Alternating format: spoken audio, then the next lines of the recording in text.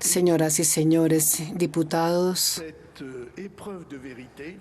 esta prueba de verdad como jefe del gobierno, con el consentimiento del presidente de la República, fue mi voluntad.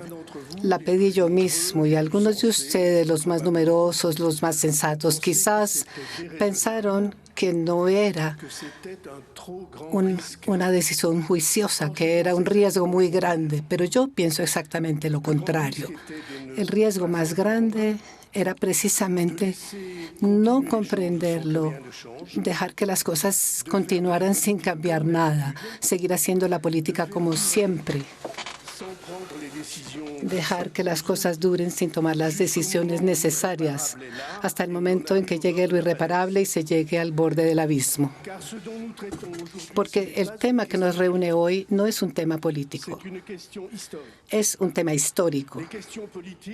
Los asuntos políticos son los que tienen que ver con los partidos, con las rivalidades entre unos y otros y con los temas de poder. Pero los temas históricos son los que tienen que ver con los pueblos y las naciones. Los asuntos políticos tienen que ver con los adultos que pelean entre sí todo el tiempo, y los temas históricos son los que tienen que ver con los niños y el mundo que estamos construyendo para ellos. Los asuntos políticos son los asuntos para la próxima elección, pero los temas históricos son temas para la próxima generación. Temas y asuntos que son para mañana, pero que se juegan hoy en día. Todos sabemos que nuestro país, más allá de la orientación decisiva que se decida hoy, se encuentra ante una gran cantidad de preguntas que en los años que vienen implicarán cambios profundos. Y quiero en algunos minutos citarles los más graves de estos temas. Desde el año 2000 nos convertimos en un país que produce menos que los demás, menos que sus vecinos. Nuestro atraso en la producción con respecto a nuestros vecinos más cercanos, ya sean alemanes o belgas, medidos en PIB per cápita, es de 15% nuestro atraso, y con respecto a los Países Bajos es de más de 30%. Y esto a pesar de los esfuerzos hechos en los últimos años en el campo de la creación de empresas, de empleos, en el campo de las inversiones, por ejemplo, con respecto a la Agenda 2030. Imaginen lo que serían nuestros ingresos familiares y los recursos del Estado si dispusiéramos de 15 o 30% más para compartir, si nuestros salarios fueran de 30 a 15% más importantes y los recursos del Estado de 15 a 30% más abundantes. Si tuviéramos la producción que tienen nuestros vecinos, Francia no tendría ningún problema de déficit, no tendría problemas de deuda. La producción es, por lo tanto, una urgencia nacional.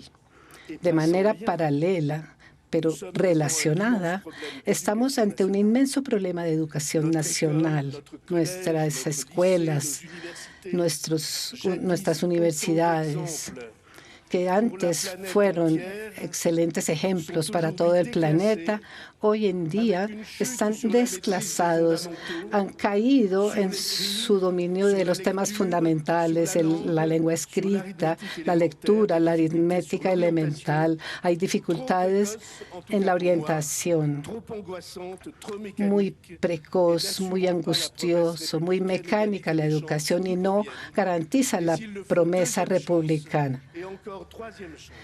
Y hacen falta más oportunidades. Estamos ante una enorme pregunta de modelo social que fue inventado hace 80 años por inspiración del Consejo Nacional de la Resistencia y hoy es deficitario. Está desestabilizado por el desequilibrio demográfico, por el envejecimiento de la población y por el desequilibrio del sistema de pensiones. Estamos ante un enorme problema de vivienda de las familias, del acceso a la propiedad para quienes lo desean, vivienda de los jóvenes, alojamiento de los estudiantes, incluso alojamientos de urgencia. El modelo debe ser reinventado. Somos el país del mundo que identificó de la mejor manera el reto ecológico, el desarrollo sostenible, la producción descarbonizada. Este es un motivo de orgullo, pero en una época en que este reto es grave en todo el planeta y es un reto de movilización general. Estamos ante una inmensa exigencia y una inquietud relacionada con la inseguridad cotidiana, el respeto de la integridad de los bienes y de las personas. Sabemos que esta inquietud es ante todo la inquietud de los más frágiles. Por lo tanto, seguridad y justicia son las dos fases de nuestra primera obligación como Estado. Otro tema es el de la inmigración, que afronta nuestro país y nuestra sociedad. Las migraciones ligadas con las diferencias de desarrollo, ligadas a las miserias por un lado y a la abundancia por otro, sin contar con el desequilibrio climático. Tenemos entonces dos obligaciones: controlar las llegadas e integrar a quienes ya están acá y llegarán. Integrarlos es mi convicción a través del trabajo del idioma, el compromiso de respetar nuestros principios vitales. Y debo agregar la reorganización territorial en el país, porque hay un desequilibrio entre las ciudades y los nuevos desiertos. Hay demandas desde las regiones, desde los territorios. Y nuestros departamentos y territorios de ultramar tienen retos en la vida cotidiana. Sabemos que todo esto debe ser reinventado. Y el gobierno asumió este reto desde su comienzo. Todo esto es inmenso y todo es urgente. Magníficas catedrales para reconstruir para un pueblo que lo merece, un pueblo con capacidades enormes como nadie más. Primero en el mundo en el tema de las ciencias fundamentales, las matemáticas, física, química, genética, farmacia y tecnologías. La tecnología cuántica, la robótica, en el primer lugar en el mundo industrial con respecto a los imperios, el tema espacial, aviación, helicópteros, para la construcción naval, submarinos, centrales nucleares. Todo esto, sin embargo, es una economía que conquistó las cimas, pero debe reconstruir ahora las bases, debe reequilibrar su comercio exterior, comenzando por el desarrollo de la agricultura, de la industria automotriz, sectores en los que tenemos muchas ventajas. Pero estamos ausentes en lo que son los hogares. Pero todos estos temas. Bueno, esto me da la ocasión de tomarme un sorbo de agua. Gracias.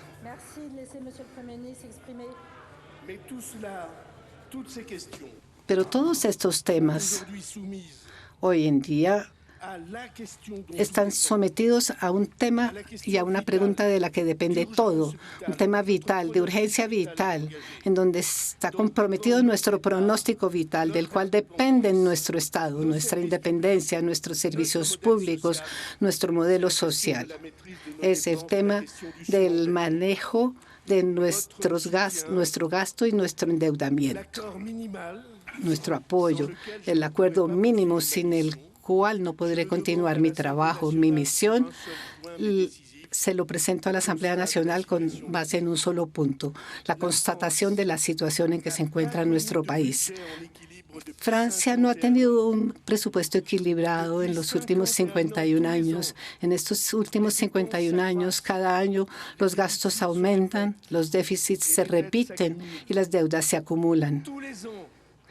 Todos los años estamos gastando más que lo que ingresa durante el año y a veces mucho más. Esto se justifica cuando hay épocas de crisis, por supuesto.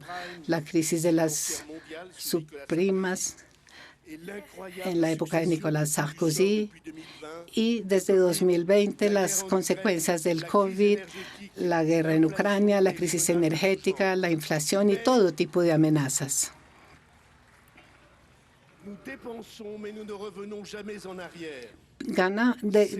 gastamos, pero nunca volvemos atrás. Esto se ha convertido en un reflejo y aún peor, en una adicción. Los gastos ordinarios del país, los gastos para nuestra vida, los gastos para nuestra vida cotidiana, para los servicios públicos, para las pensiones, para todas nuestras prestaciones sociales. Nos hemos acostumbrado a financiarlos a crédito.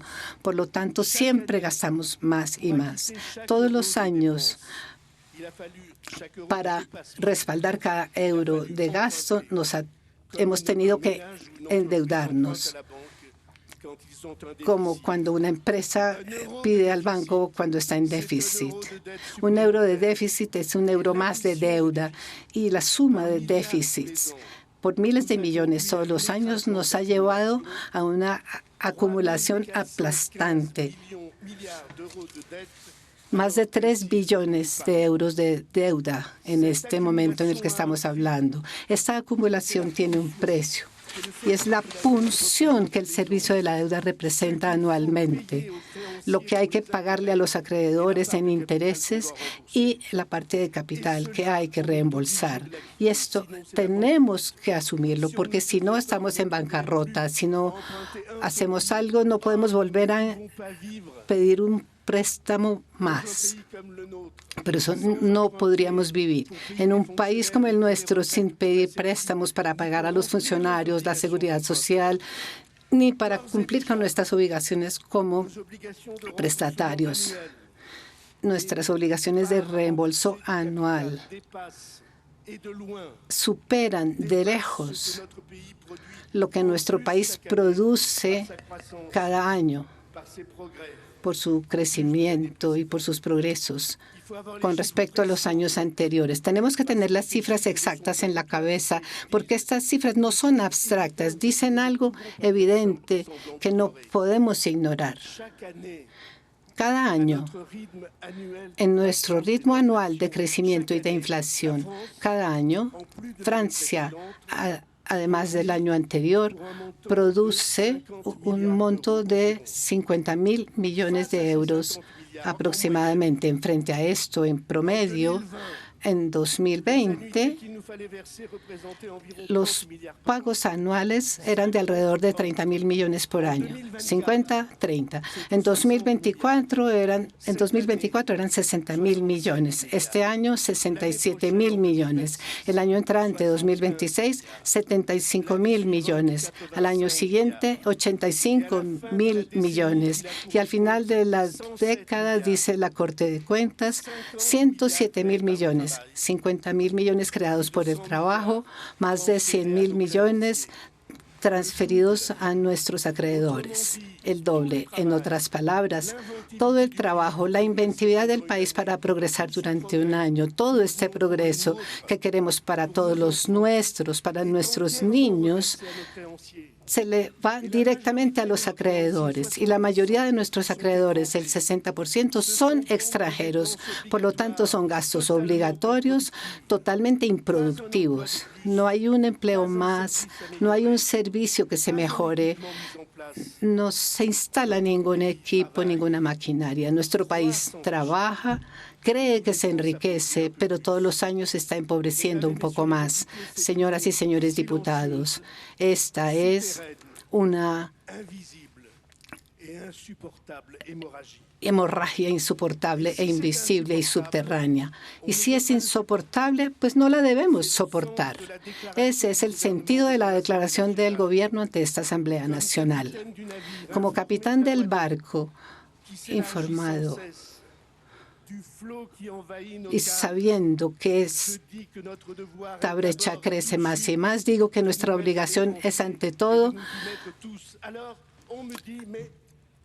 empezar a resolver este problema. Todos debemos contribuir a él. Pero me dicen, no, no es urgente, esto puede esperar, usted es muy impaciente, usted quiere ir muy rápido, el barco sigue flotando, no se preocupe, no angustie a los pasajeros ni a la tripulación. Pero precisamente esa es la confrontación de los puntos de vista, esa es la responsabilidad de cada uno que está en juego. Yo digo, por el contrario, que si queremos salvaguardar este barco, el barco en el que estamos todos y en el que están nuestros niños, tenemos que actuar sin demora. Y esto requiere solamente la movilización de todos y un esfuerzo moderado de cada cual, si lo hacemos a tiempo. Pero es conveniente ampliar un poco este análisis para mirar más allá de las consecuencias que describo en la vida de los franceses y mirar cuáles serían las consecuencias en el destino de Francia. Esto lo haré ahora delante de ustedes. Todos nosotros, vengamos de donde vengamos, somos herederos de Francia. Es este destino único entre los pueblos, de una potencia media en número de habitantes, pero es una vocación universal. Esto es lo que nos ha hecho ser lo que somos hoy. Y hoy el destino de Francia está amenazado por estas impericias cotidianas. Para una nación, el tema de la influencia es vital. La capacidad para hacer irradiar sus valores es vital. Nuestros valores franceses y universales que están amenazados por todas partes. Los derechos del hombre, los derechos de la mujer, el derecho y el respeto a la libertad de las mujeres, los derechos de los niños, el derecho a la libertad y al respeto de la vida privada, el derecho a la libre opinión, a la libre convicción, el derecho a la libre religión, a la libre filosofía, el derecho a formarse. Este conjunto de derechos, como nunca ha habido más completos en el mundo, desde que el mundo es mundo. Todo esto, ¿quién lo defiende sino Francia? ¿Y cómo Francia puede defender este conjunto de valores, darle un sentido en sí misma y a través de la Unión Europea? Si resulta que está débil, si resulta que pierde su credibilidad al perder su soberanía. Por eso es que en este momento no estamos defendiendo únicamente nuestros intereses, nuestra salud, nuestra prosperidad. También somos los defensores amenazados de un bloque de valores que también está amenazado. De nuestra capacidad para independencia y de la soberanía depende nuestra capacidad de influencia.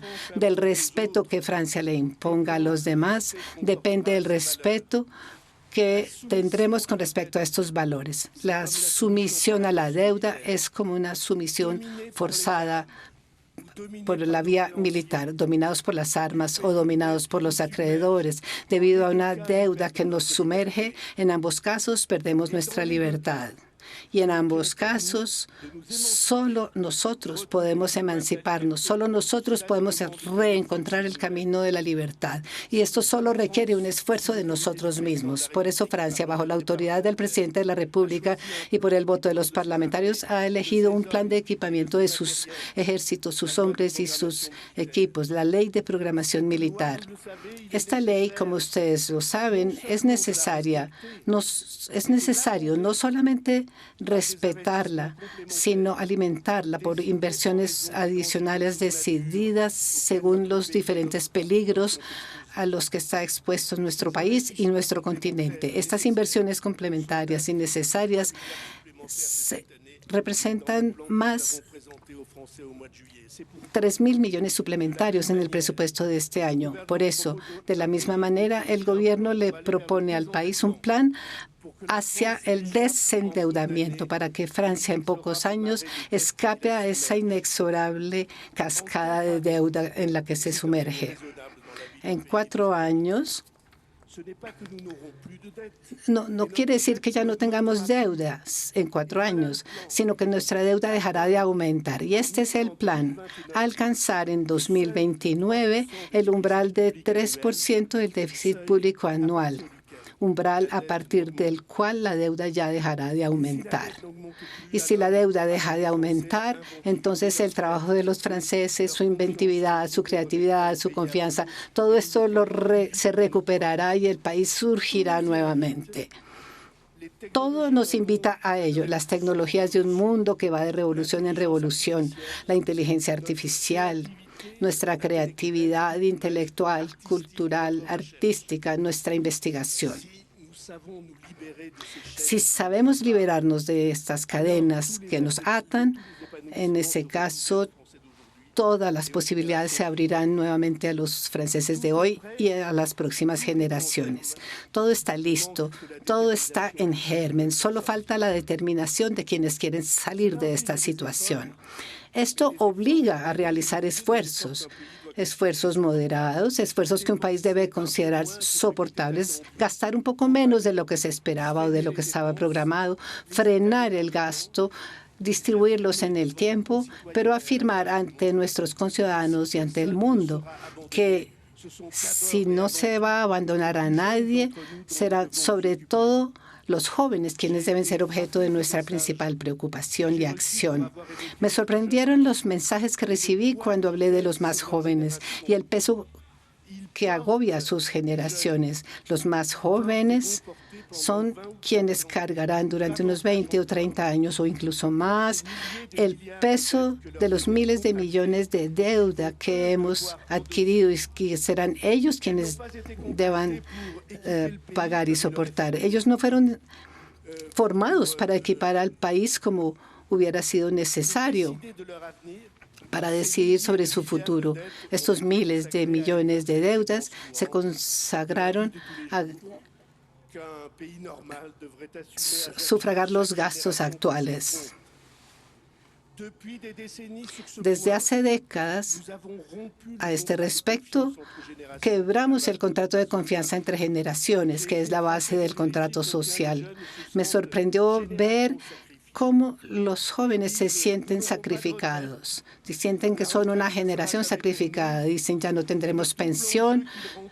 Y el doble reto que hoy... Sí, yo sé que ustedes querían que aumentáramos más las cargas de los jóvenes, pero no, nosotros creemos lo contrario. Pensamos que hay que aliviar estas cargas para que los jóvenes se liberen de la esclavitud en la que los estamos sumergiendo.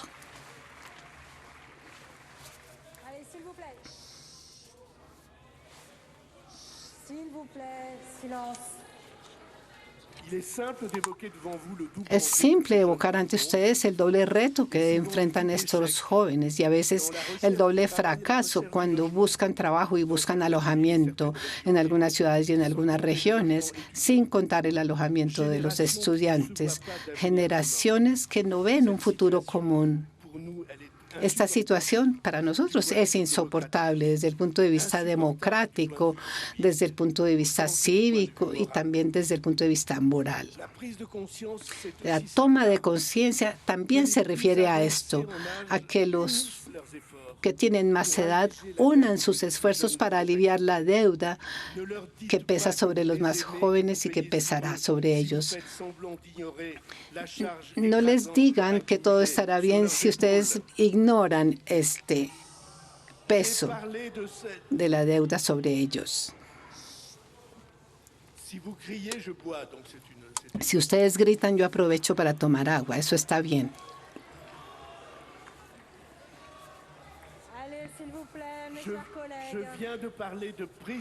Bueno, acabo de hablar de toma de conciencia.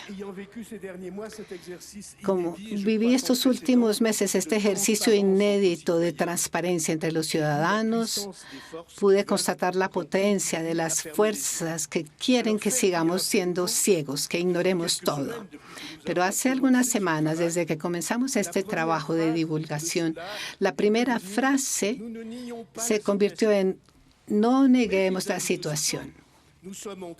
Pero al mismo tiempo decían, estamos en desacuerdo con el método, con las decisiones tomadas, con el ritmo del desendeudamiento y combatiremos esto con todas nuestras fuerzas. Por eso queremos que este gobierno caiga, este gobierno que nos invita a hacer esfuerzos. Unos dicen, y no crean que ignoro la eficacia del discurso, unos dicen que es a los inmigrantes a los que hay que poner a trabajar, que son los extranjeros los causantes de todo, que es por ellos que estamos gastando demasiado y que es por ellos que toca ahorrar. O también dicen que es Europa la que nos está arruinando, 20.000 millones aquí, 20.000 millones acá, y bueno, en efecto sería más fácil. Pero bueno, estoy de acuerdo, como ya lo dije, que verifiquemos medida por medida si hay anomalías, si hay injusticias en detrimento de nuestros compatriotas. Tomé la decisión de intervenir esta semana en el tema de la ayuda médica estatal para que entre en la norma el informe presentado por Claude Évin y Patrick Stefanini. Me gustó mucho que ellos hubieran recordado que este es el primer gobierno que tiene en cuenta su informe que fue presentado hace ya 2 años. Pero también escuché otras voces que decían, nada, o sea, todo esto nos rompe el corazón. Sea cual sea la situación, la visión de las economías no está representando un orden de magnitud a la altura del problema. Hay otro discurso que dice, hay que hacer que sean los ricos los que paguen. Allí tampoco subestimo la eficacia de ese discurso. Bernard Arnault se convirtió en una figura emblemática. Él y sus semejantes ahora son el blanco emblemático de un pensamiento mágico. Ellos son como estos muñecos vudús en los que se clavan agujas. Pero estarán ustedes de acuerdo conmigo que no soy ni un defensor graduado, ni tampoco un estipendiario de sus éxitos. Pero no olvido lo que ellos hacen día a día por el país. El excedente, el superávit del comercio exterior en el sector del lujo es de 40.000 millones de euros al año. Y la valorización es la imagen de Francia que contribuye a la industria y al turismo. Representan decenas de miles de empleos. Nos dicen, hay que tomar lo que ellos tienen. Es suficiente tomar una gran parte de lo que tienen o el 2% anual de lo que tienen y todos los problemas de Francia se arreglarían. Pero cuando dicen eso se les olvidan 2 cosas esenciales. La primera es que un país como el nuestro necesita inversionistas. El 1% de los contribuyentes más altos asumen una parte muy grande de la inversión privada en el aparato productivo en Francia. Y se les olvida una segunda consecuencia. En el mundo de fronteras abiertas en el que vivimos, los que son el blanco tienen una réplica muy simple y muy inmediata. Se van. Hay muchos otros países en donde ellos pueden encontrar un refugio fiscal, incluso en Europa. Unos se van para Bélgica, para Países Bajos. Pregúntenle a nuestros amigos británicos. Ellos decidieron poner impuestos sobre los extranjeros, y ellos se fueron inmediatamente. Y la consecuencia fue la explosión del precio de la finca raíz en Milán. Mencionemos de paso, como lo sabe bien François Hollande, que este tipo de fiscalidad, de imposición, está prohibido por el Consejo Constitucional, porque desde hace tiempo el Consejo Constitucional declaró estos impuestos confiscatorios y, por lo tanto, inconstitucionales. Pero reafirmo aquí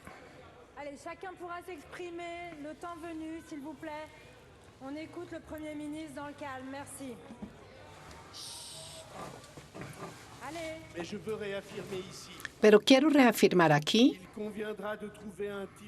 que será conveniente encontrar un tipo de contribución que haga que los muy altos ingresos y los muy altos patrimonios sean llamados a participar específicamente al esfuerzo nacional y que se haga un trabajo profundo para evitar que se establezca o que se perpetúen estrategias de optimización fiscal manifiestamente anti-igualitarias.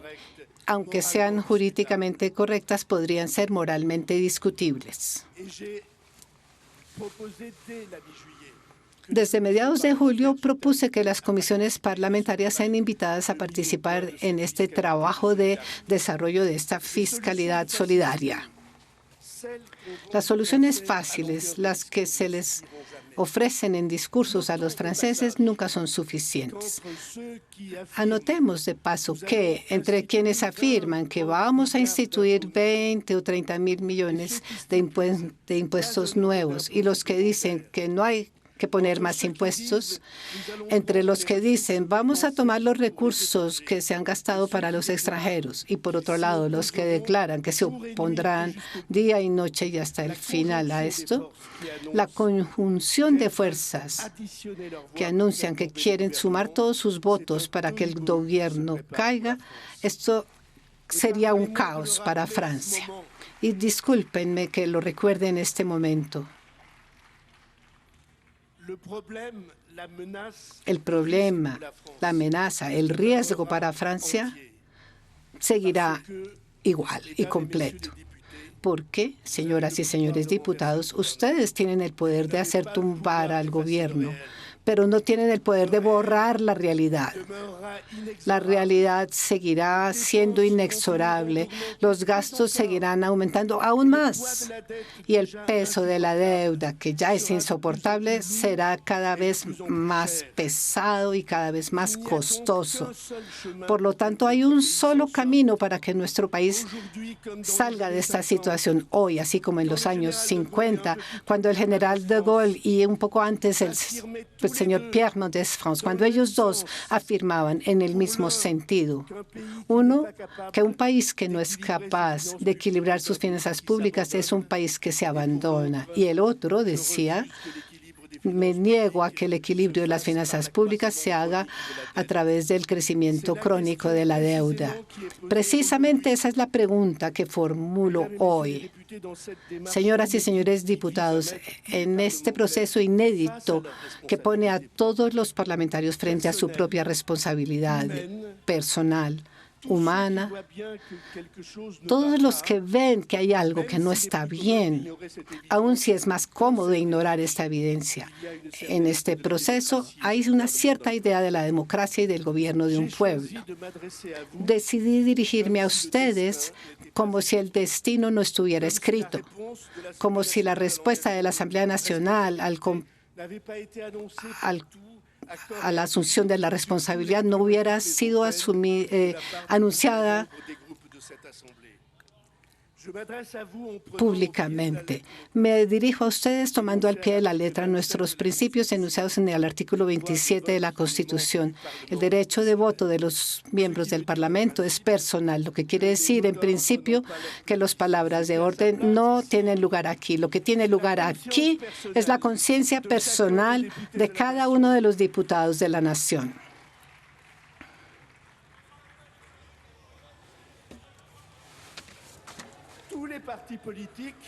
Todos los partidos políticos que no hacen parte del gobierno,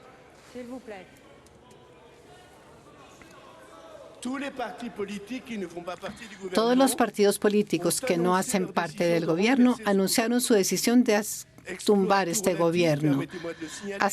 Hazaña relativa, permítanme decirlo, porque este gobierno no tiene mayoría ni absoluta ni relativa. Es un gobierno cuya caída irrevocable, lo sé muy bien, se anunció desde el primer minuto de su existencia.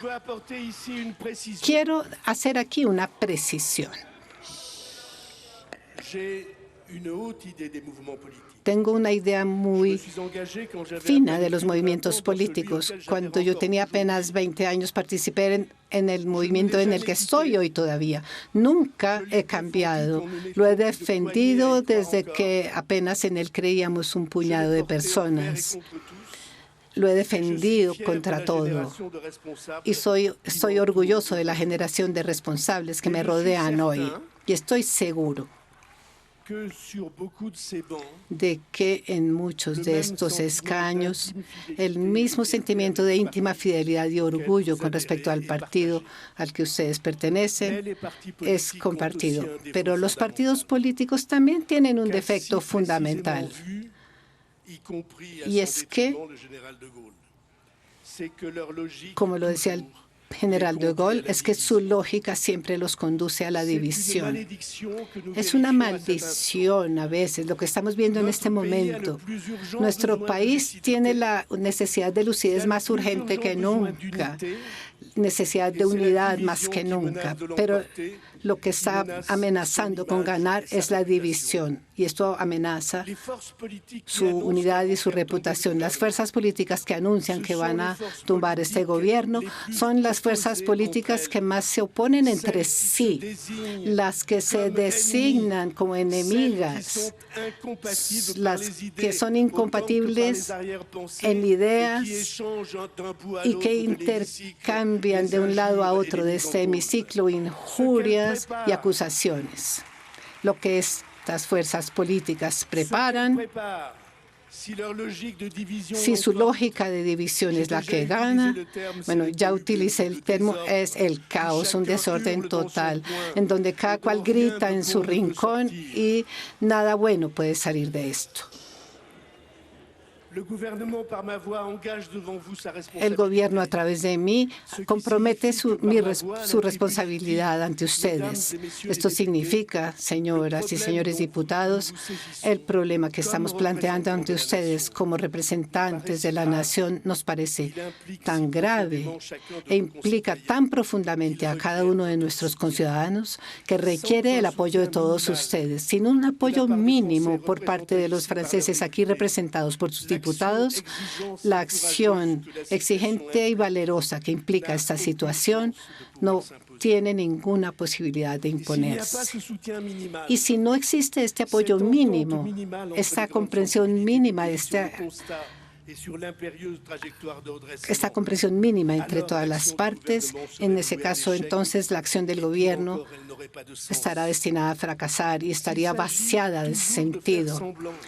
Si se trata siempre de aparentar, si se trata de rendirse ante las lógicas del regateo y la división, si se trata de ocultar lo esencial para apoyar lo secundario, esto es un camino hacia el accidente. Pero si es así, yo no seré responsable de una política así. Creo en los acuerdos, pero creo en los acuerdos cuando se respeta lo esencial, la verdad de los hombres y las cosas, la jerarquía de los órdenes y las urgencias. Creo en los acuerdos que no se construyen con base en la ambigüedad.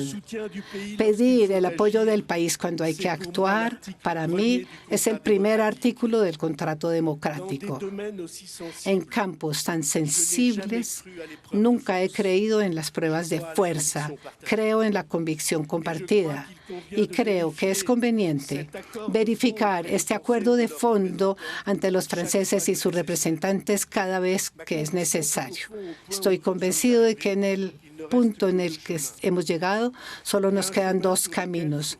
Hay un camino en el que en el mundo entero estamos viendo que es difícil decidir cuando se sabe que el destino de los pueblos es obedecer y que para que se instaure esta lógica autoritaria contra el derecho de los pueblos, los derechos del hombre y del ciudadano, todo está permitido, el fin justifica los medios, especialmente la utilización de todos los conflictos, los desacuerdos, todas las calumnias que se resuelve multiplicar. Pero desde el lejano oriente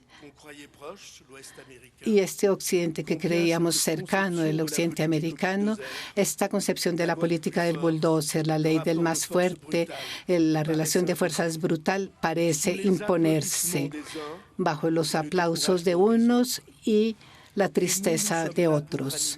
Y aquí estamos nosotros para soportar y apoyar el otro proyecto, la otra vía, el proyecto democrático que considera más justo, más interesante y más fructífero respetar al ciudadano, incluso al más minoritario, y considerarlo como socio y como corresponsable de su propio destino. Este método, este proceso hace de la verdad compartida con los franceses su arma suprema. Este método conduce a la unidad del país y descarta la maldición de la división perpetua. Alguien que me gusta mucho el filósofo Eniet. Después de la Primera Guerra Mundial y después de la Segunda Guerra Mundial, definió este proyecto de la democracia. La democracia es la organización social que lleva a su nivel más alto la conciencia y la responsabilidad del ciudadano. La conciencia, es decir, la más justa y la más lúcida comprensión de las cosas y de los acontecimientos, y la responsabilidad, es decir, el compromiso. Nosotros, ciudadanos, no estamos para estar condenados o a obedecer o a rebelarnos. Estamos aquí para asumir nuestra parte del destino con los ojos abiertos, con la verdad como brújula. Nosotros somos un pueblo que se hace preguntas, no solo sobre su futuro, sobre el futuro del mundo y del planeta, sino también sobre el camino que uno puede emprender para construir este futuro.